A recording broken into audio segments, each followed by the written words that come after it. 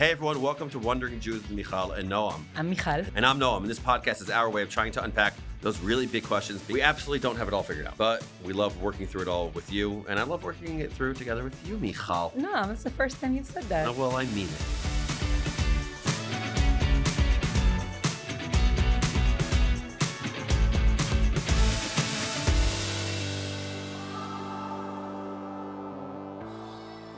So, Noam, I want to talk to you about Shabbat. Yes. Shabbat, the seventh day of the week, Yeah. starts Friday night at sunset and Saturday night at 3 stars. 3 stars. Is there a name for that? Stars? No, One there's no. is really dark. at Nightfall. night. I don't know. Yeah. Yeah. By the way, just one quick note on that. Like, think about it like outside of a Jewish context. If you're like, when there are 3 stars out at night, Right. that's when something ends or begins. You're like, what are you talking about? Right. So there isn't a name for it that I know of in English, but the point is it's a 25-hour experience from sunset till when there are 3 stars outside. And so it's not 24 hours, it's 25 hours. Yeah. So now a question that I heard from my producer actually, if Shabbat wasn't part of Jewish commandments, like let's say like suddenly, right, we got a message that no, actually Shabbat is not one of the 10 commandments. It's not one of the things we're supposed to keep. Like the 7th day, no special significance, no list of things you cannot do and things you should do. Would you still keep Shabbat? So the way I think about that is I would like to think that the answer is yes. You would like to think the answer. Yeah, but I think that the human condition would argue that it's no.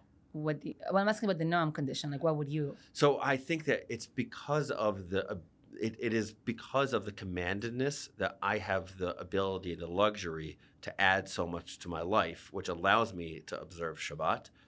But if I didn't have that commandedness, if I wasn't part of a community that had this for 3,300 years, I don't think that I would necessarily have the discipline to allow myself to experience such a joy. Right. It's funny, by the way, when I was younger, like a kid in elementary school, I really did not like Shabbat because this is especially when I lived in Uruguay. I went to a school there where I was one of the only kids who observed Jewish ritual to some extent. So Shabbat for me back then represented limitations. Mm-hmm. My parents, we'll get soon to why we have this limitation, but my parents wouldn't let me go to parties. Mm-hmm. They wouldn't let me go to friends' houses who were doing, I wasn't really allowed, like socially it was very hard for me. And I remember like being so resentful about Shabbat. What age is this? Maybe I was like 9 or 10, 11. Okay. I don't know. I was like annoyed. I couldn't hang out with my friends. Right. So Right. I had that in high school. Okay. Because the Jewish high school that I went to, the vast majority of the families, did not observe Shabbat in the traditional way. And so I remember, I'm a bit older than you, Mijal. Mhm. I remember We know. Y2K. I know. Y2K. Do you know what Y2K is? Just say The year 2000, when Okay, 2000 was okay. being. So I was a freshman in high school. I was a 9th grader. And my high school, the kids had just a rocking party. And it fell out on a Friday night. And everyone was going to that party. Everyone. If you were a kid at this high school, you were going to this party, and you were going to have a darn good time at this party. And I didn't go. I couldn't go because it was on Friday night. I'd have to Right. drive to it, and it would be a very not Shabbat kind of Right, party. right. And so I couldn't go to it. Right. It's funny though, like as an adult, even if I didn't have to keep Shabbat from the way that I understand Jewish law and commandedness, I could not imagine my life without it. I think it is use the word joy. It is the greatest gift. It's a gift. Privilege. I don't even know like what words to use about how much I love Shabbat. Like my brain on Shabbat feels like a different brain. My soul feels like a different soul. My family feels like a different family. My friendships feel like different friendships. Like I do not know what kind of life I would have if I didn't have Shabbat. Yeah. Which is extraordinary. So I want to break down Shabbat a little bit. And I want to I think depending on who you're talking to, people often have assumptions. So let's just say some people, you ask them Shabbat, they give you the list of prohibitions they heard about it. Oh, you can't do this, you can't do that, you can't turn on lights, you can't whatever. Some people will focus on like certain ritual, like you make a blessing on the wine, you make kiddush, you do hamotzi, blessing on the challah, you go to synagogue. Others will focus on other on aspects like you get to rest, you get to pause, the environment, you know what I mean, connection with the world, all of that. So I want to touch a little bit on many of these aspects. But first, I want to start, Noam, with almost like a primer to explain in very technical terms, before we get to the spirit and the meaning and the reason why you call it a joy and I'm calling it a gift, and it's all of that and more. Before we get into that and why it is such a necessity, I believe, for us right now in this world to have Shabbat, I want to just explain it technically. We're not going to go super in depth a different time, I think we should, but just like in a very technical level, what is Shabbat and how is it observed? And I'll also say, because we both really value the pluralism and diversity of the Jewish experience, that there's many ways to celebrate Shabbat and to observe Shabbat. We're going to start with a more traditional way of explaining how to observe Shabbat. Yeah. Yeah? Okay. Perfect. Shabbat is introduced to the Jewish people in the book of Exodus, right? And we actually, the Bible doesn't give out all the list of prohibitions that we have today. Yeah, and we're going to get to those prohibitions. So, you know what? Let's just give examples, Noam. Noam, give me examples for observant traditional Jews. Yeah. If you ask them, what can't you do on Shabbat? Right. What would you say? Give me some examples. Rub sticks together and make fire. Okay, you cannot make fire. Give me contemporary examples. Right. So that's an example. These are called the 39 prohibited acts, the milachot. But like today, what are things that observant... What observant Jews would say you can't do on Shabbat? Yeah. They would say you can't drive. You can't drive. They would say that you can't carry things Outside of the Eruv. Of like a certain area. Area, which we have to do a whole separate episode on that. Yes, you can't use electricity. That's like a major one right now. Right. Electricity, which means turning on TVs, turning on your phone, using your phone.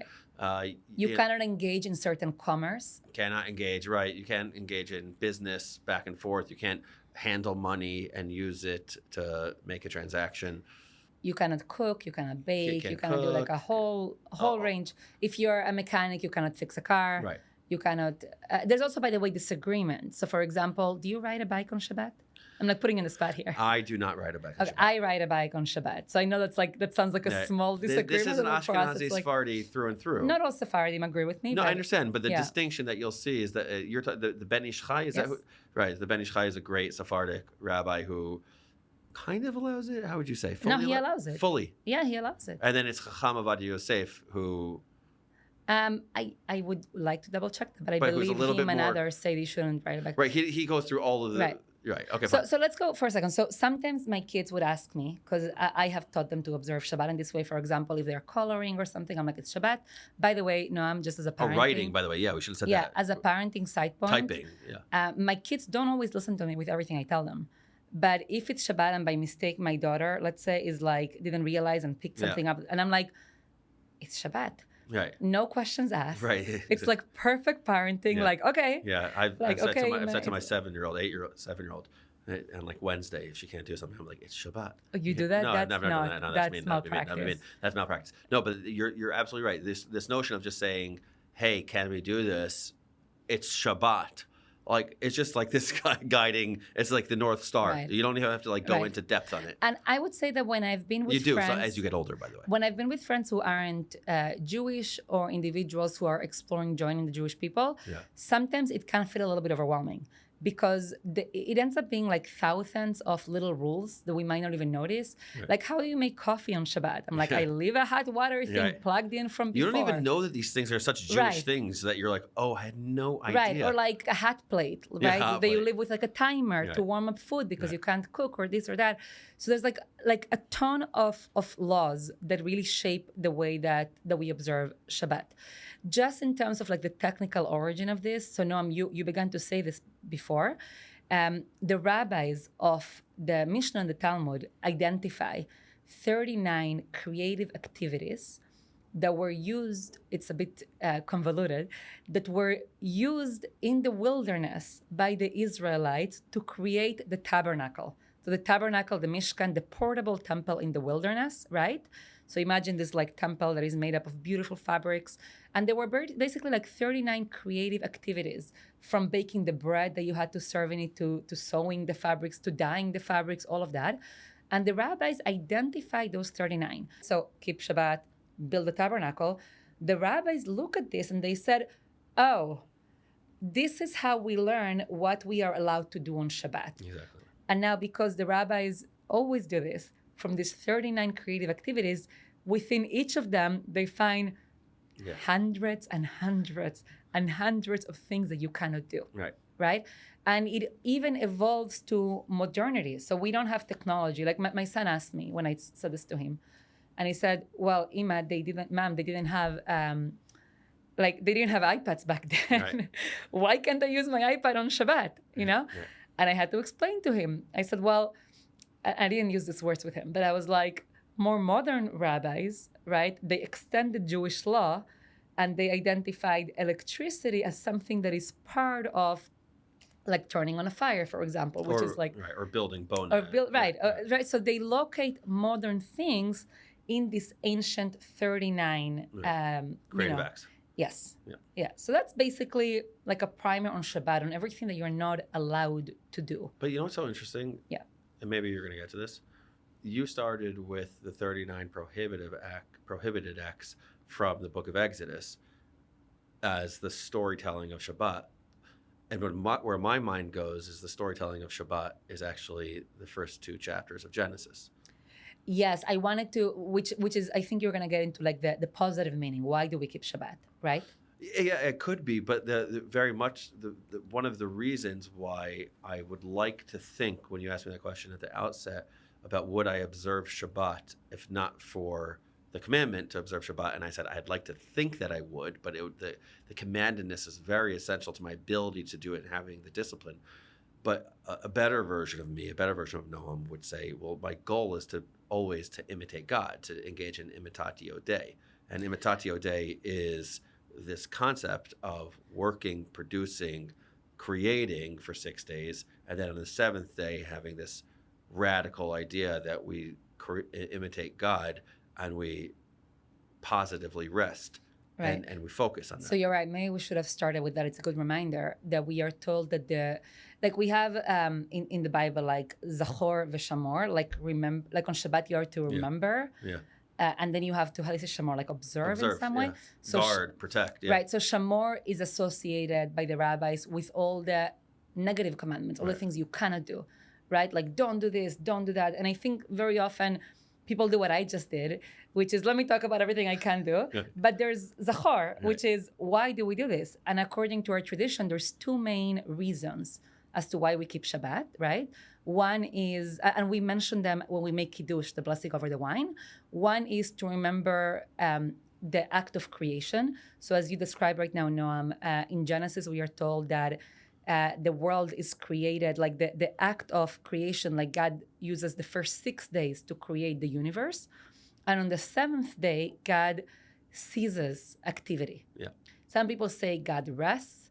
I grew up with a father who was very insistent on like Jewish grammar. Yeah, what is it? So my dad always says like God ceases, right? I like that. To cease, I don't know if I'm pronouncing it right. No, you are. Yeah. Right, ceases activity as opposed to like resting. We can talk about the difference there. But so one way, what I just heard from you, Noam, is to say, well, part of what we're supposed to do here is that we have this, we learn from God. God produced, created for 6 days, and then there's one day in which you stop. And the day in which you stop becomes actually like the most sacred day of all. Yep. It almost like becomes like the climax after those 6 days for the 7th day. The second reason, by the way, that we mention in Kiddush, and that traditionally we say, is that we observe and celebrate Shabbat, remembering the Exodus from Egypt. That's right. That God intervened in history and took us out. And I'll say there that there's something there really interesting, that Egypt represents bondage, right? It represents incessant work, right? In which you do not control your time. You do not control like what you produce. It controls you. Yeah. And leaving Egypt, which is all consuming.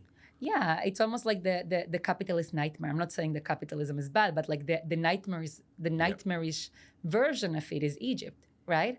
And then you have Shabbat, which is liberation. And it's not like do nothing, but it's you have control over your time and over what you want to do.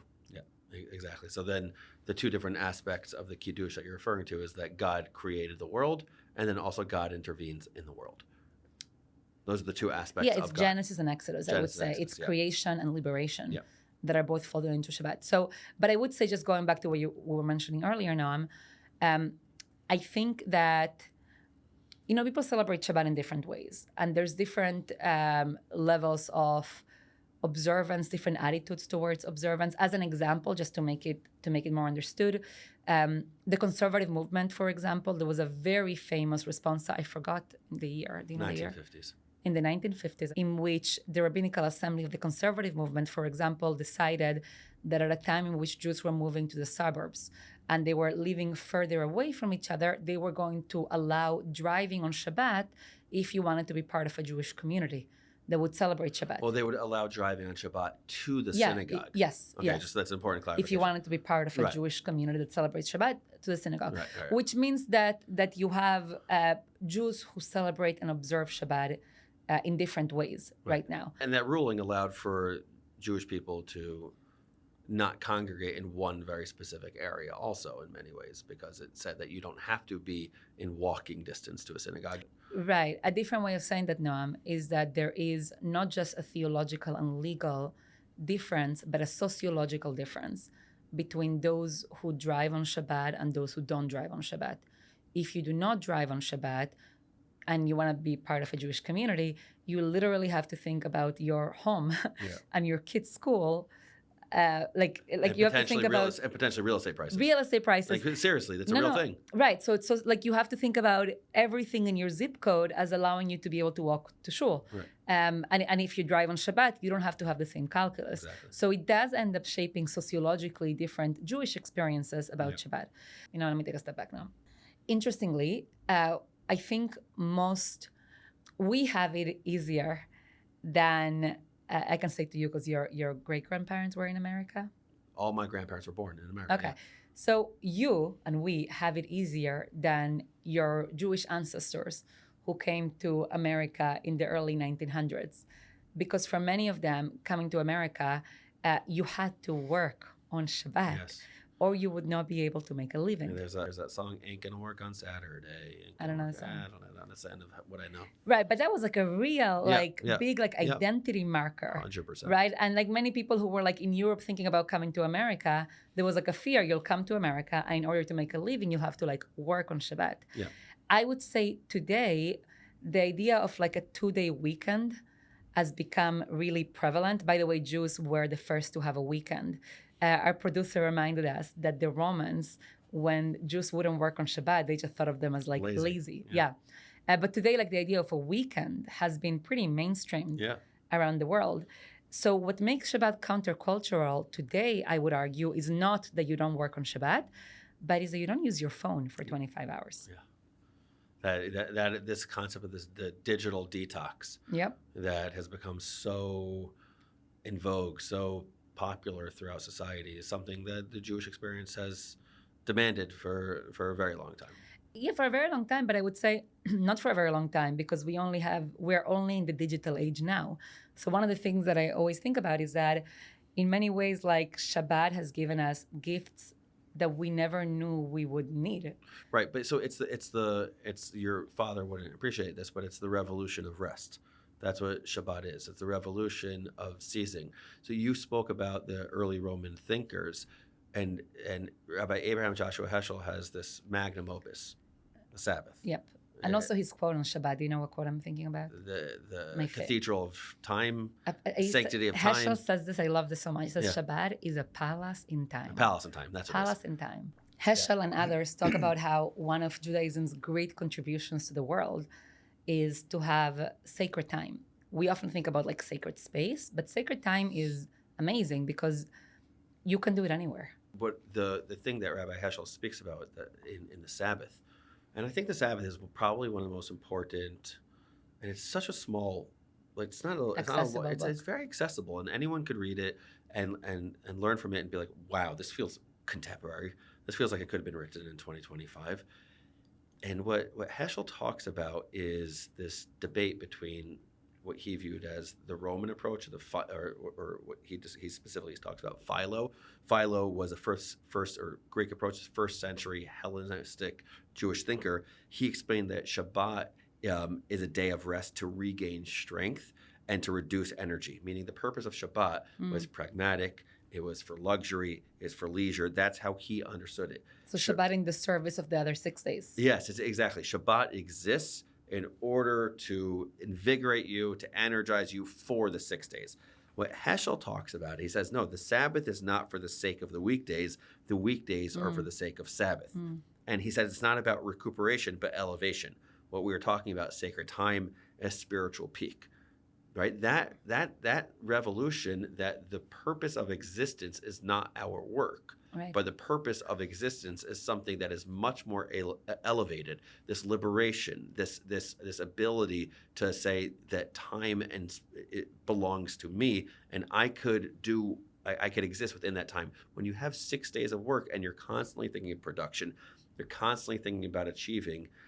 It's very hard to actually pause and appreciate and reflect.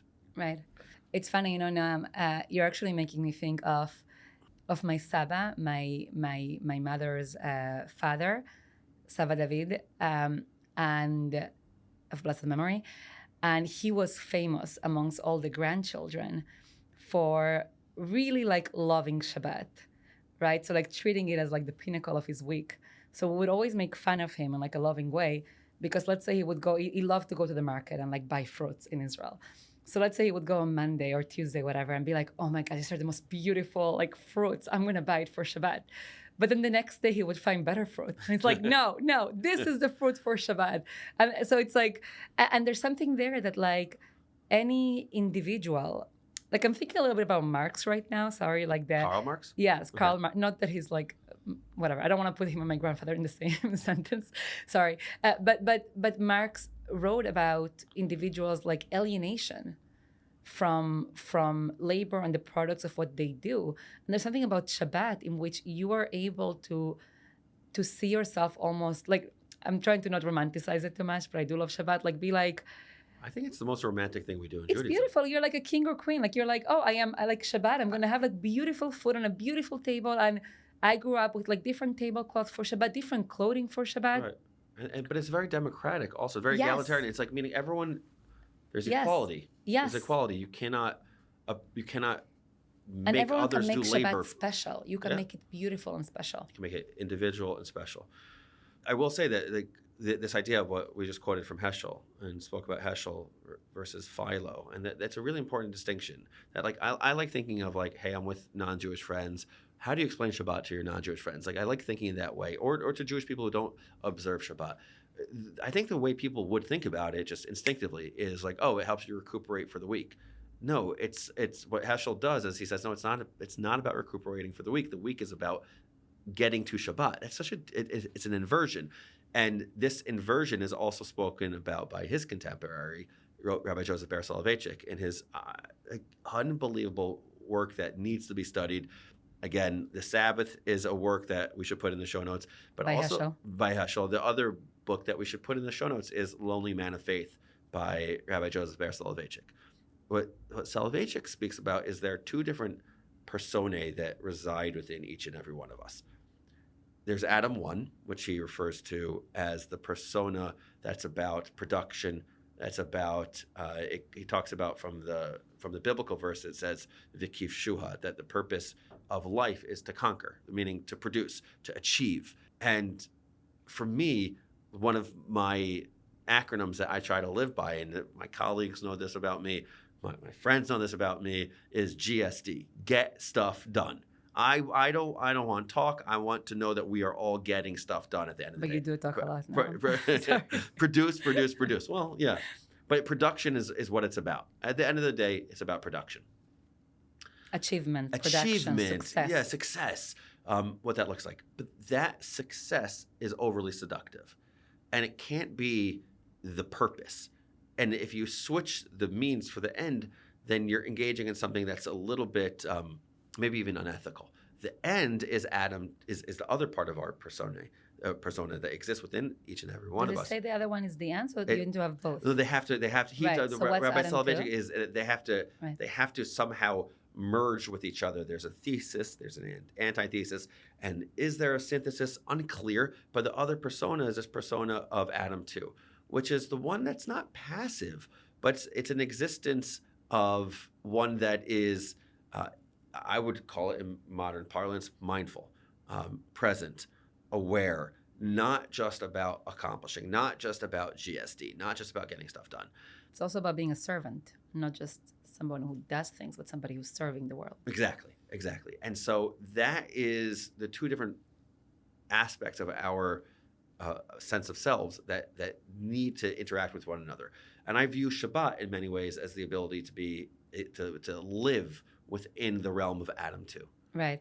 And Soloveitchik is drawing there from, if we read Genesis carefully, there's two creation stories. Exactly. Right? So we have almost like God creates within us multiplicity about what our purpose is. And in many ways, Shabbat lets us kind of like get into... I think without Shabbat, it's harder to live with the Adam too. Right. By the way, just in the last couple of years, I've also just been thinking about the benefits of Shabbat in terms of social media and mental health. Yeah. Like I feel sometimes, you know how like Chabad is known for like trying to convince people to do certain like commandments. That's not really my thing. I don't go around telling people Tefillin, for example. Yes. Yeah. But I feel like, especially after October 7th, I was going to my students and being like, please, just like no social media on Shabbat. Right. Just like let your brain breathe and heal and be good. And like I was almost like begging them from like a mental health perspective, just saying like my brain feels like a different brain this 25 hours. And it is absolutely priceless to have this. Like John Haidt says, like no smartphones until like 14 or something like that, and he says no social media until 16. I forget his other rules, but I would add to his list of rules and just be like, take 25 hours off from your phone. Yeah, I really want to recommend it. Like even if you are Jewish, not Jewish, observant, not observant, just try it out. Try it out, and I just want to say, like from like a mental health, happiness perspective. Also, like you communicate with your family in such a different ways. I think there's no way to pretend like we don't love Shabbat. That's the issue. Like I think why would we pretend we don't? Because love like Shabbat? like we could talk about all different aspects. It could be a lot. It could be difficult when you travel, this and that. But at the end of the day, and it's so worth it. So worth it. It's just worth it. It's just worth it. And what's interesting is historically Jews have not always observed Shabbat so seriously, right? Like the majority of world Jewry is not observant of Shabbat right now. And Chad Ha'am, one of the great Zionist thinkers, Asher Ginsburg famously said, more than the Jews have kept Shabbat, Shabbat has kept the Jews. Which means what? I don't know. Let's unpack it. I don't know. We should unpack it. Yishai Leibovitz, a great Israeli philosopher, really doesn't like that line. Before you go to, just let's say, I think it means that we often think, oh, we have to keep Shabbat. But really, when you think about the institution of Shabbat, when it's observed, it does so much for us. Yeah. In terms of our spiritual strength and family life, that it's almost like it's a talisman of sort. It protects and keeps us. Yeah, and I think that's why some modern philosophers don't love that line, because then what we're doing is we're instrumentalizing a gift from God. So what you're saying is like when I'm like, keep Shabbat because your brain will be good. Right. So Yeshayahu Leibovitz would be like, no, keep Shabbat because God said so. Because God commanded you to do so. Do not put any other meaning. Okay, whatever. I'm inconsistent. Exactly. Now, let's end with the following. What is one thing that you enjoy doing on Shabbat that is like your thing? So I think I spoke about this in our previous episode, Kabbalat Shabbat, Friday night services. That was not my question. What's like one thing? Can you give an example? Okay, I'll give one about my daughter. Can I do that? It's a bit cheating, but I'll allow it. Well, it's the same thing. So I have a son and 3 daughters. Thank God. Boo, boo, boo. And they're conditioned from early in their lives that when they wake up from Sunday through Friday, they watch Mickey Mouse as babies. Okay. 1 or 2 years old. That's what they're doing. They're watching Mickey Mouse. Okay. And they're getting like a regular breakfast. Now, I am embarrassed to say that every single morning, my 2-year-old now gets pancakes every single morning. And homemade or from the freezer? I'm not answering that question. Okay. Okay. And she is hilarious because when she wakes up and you go into her room, the first thing that Sarit says is pancakes, pancakes. And she's conditioned to say pancakes. We're like, okay, this is crazy. But every single kid, it was very hard when they started getting older. You can't watch Mickey Mouse in my house on Shabbat because we take a digital detox. We take 25 hours off from screens. We don't do screen time. But they don't really get it. And in fact, I can't say to my 1.5, 2-year-old, it's Shabbat. And that doesn't work for her. So instead, what we do is I've been doing this since my son who's 12. It's so nice. And my last child, my daughter who's now 2, what we've conditioned them to do is I'd go in their room. They wake up at 6:45 a.m. It's like clockwork. And she says, pancake, Mickey Mouse. And I say, it's Shabbat. I have a cookie. I have a cookie. And does she like the cookies more than the pancakes? She loves it. So what I do every single Shabbat morning, every single week. It's like Pavlov. What's it called? Pavlovian, exactly. Yeah. So every single Shabbat morning, she says to me now, I love this, cookies and quack quacks, because we go for a walk at 7 a.m. so that my wife could sleep. My kids, older kids aren't up yet. And we take a walk with cookies and we look for ducks. That's what we do every Shabbat morning. You change Mickey Mouse for Donald Duck. Yeah, exactly. Mickey Mouse turns into ducks, Donald Duck, and pancakes turn into cookies. What about you? Very nice. Well, I'll just say, like, selfishly, on Shabbat, I try to read. I try to have, like, time that is mine and that I get to read for no purpose. But when you say no purpose, do you read for things that you could then teach about later in the week? No. So usually my Friday night and Shabbat morning, I'm preparing, like, the Torah portion. So I'm reading, you know what I mean? Things that I have to read. And then in the afternoon, I don't always get it, but I try to at least have half an hour where I'm reading, like, just for me. No. That's great. No, I have to do more of that. That's a great one. Yeah, it feels really good. And it's like my Shabbat reading. What do you read?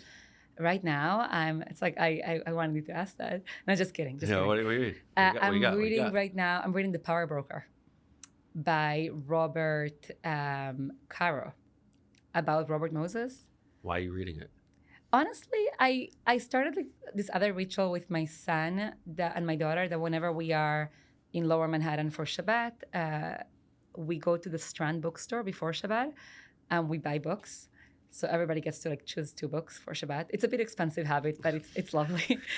And a few months ago, I was, like, telling my son, I'm like, oh, you see that book about New York City? It's very, very, very big. Are you book. anti-library? I don't always remember to go to the library on time and, like, return books. So whatever. It's money well spent. It's books. Okay. Yeah, don't judge me, Noam. Books are great. So I told my son, I'm like, you see the book over there? I'm like, people who read the book are like, then, like, they're really cool. So and whatever. I bought it because he was, like, watching me. And then I told him I am not buying for myself another book from the Strand, yes, from Amazon, but another book from the Strand until I finish The Power Broker. Okay. So they actually watch my progress, and it's very, very long book. Each page has, like, 1 million words. So I'm midway through right now, and I'm enjoying it so much. There's nothing there that relates to my work. That's the key. I'm just enjoying. It's well written. It's good history. I walk around New York City. I'm like, wow, Robert Moses probably built this. Right. And my kids are following it with great. me, and it is so lovely. And I love Shabbat so much.